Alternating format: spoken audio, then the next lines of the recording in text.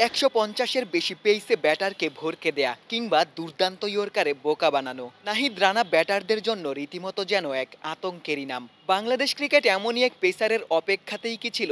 প্রতিপক্ষের পেসারদের যে ভয় দেশি ব্যাটাররা পেতেন, নাহিদ রানাকে নিয়ে সেই একই ভয় এবার প্রতিপক্ষেরই ব্যাটারদের মনে। পাকিস্তান নাহিদের আগ্রাসন দেখেছে, নিশ্চিতভাবেই ভারতও নাহিদ রানার ওপরই বিশেষ নজরটা রাখবে। আসন্ন ভারত সিরিজের জন্য বাংলাদেশ দল অফিসিয়ালি প্রস্তুতি শুরু করেছে। নাহিদ রানা আজই অনুশীলনে যোগ দিয়েছেন। মাঠে ফিরতে পেরেই যেন নাহিদ রানার রাজ্যের খুশি। নাহিদের চেহারায় এখনো কৈশোরের ছোঁয়া। এতটা হাসি মুখে কি করে বোলিংয়ে নাহিদ অতটা হিংস্র হতে পারেন? লিকলিকে গড়নের নাহিদ কি করে ১৫০ কিলোর গোলা ছুড়তে পারেন? প্রতিপক্ষের ব্যাটার তো বটেই, বাংলাদেশ ক্রিকেটের ভক্ত সমর্থকরাই হয়তো এখনো ঘোরের মধ্যেই আছেন।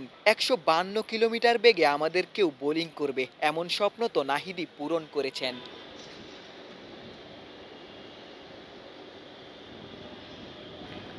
নাহিদ যেবার প্রথম জাতীয় দলে ডাক পেয়েছিলেন, সিলেটে দলের সাথে প্রথম প্র্যাকটিস সেশনেই জাকিরকে আহত করেছিলেন। শেরেই বাংলায় এমন বাউন্সারে জাকির হয়তো সেই দুঃস্বপ্নেরই কিছুটা আভাস পেয়েছিলেন। নাহিদ রানা এই মুহূর্তে যেন একটা হুমকিরই নাম, সেটা প্রতিপক্ষের ব্যাটারদের জন্যও যেমন, অনুশীলনে জাকিরদের জন্যও। ১৫০ কিলোর আক্রমণাত্মক বোলিংয়ের মুখোমুখি কেই বা হতে স্বাচ্ছন্দ্য বোধ করে।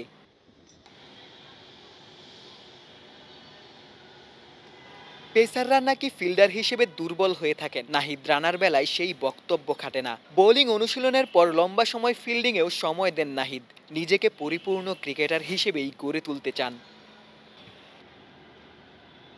ক্যারিয়ারের শুরুর এই দিনগুলোতে নাহিদ রানা সবার আগ্রহের কেন্দ্রবিন্দুতে। দেশের সব থেকে দ্রুতগতির বোলার সতীর্থরাও নাহিদের সান্নিধ্য উপভোগ করছেন। রানার সফলতায় রিপন মণ্ডলরাও হয়তো অনুপ্রাণিতই হচ্ছেন। মাত্র ৩ টেস্টের ক্যারিয়ার, ৩ ম্যাচেই ১১ উইকেট, ১৫২তে বোলিং করেও রেকর্ড গড়েছেন। তবে লাইন লেংথের উন্নতিই মূলত চোখে পড়ার মতো। কনসিস্টেন্ট পেইসে বোলিং করতে পারা নাহিদের বড় শক্তি, তবে এই মুহূর্তে পারফরম্যান্সের ধারাবাহিকতা ধরে রাখাই বড় চ্যালেঞ্জ। শেরেবাংলা জাতীয় ক্রিকেট স্টেডিয়াম থেকে ক্যামেরায় আমিনুল ইসলাম সুজনের সঙ্গে গোলাম সারোয়ার, ক্রিকেট ৯৭।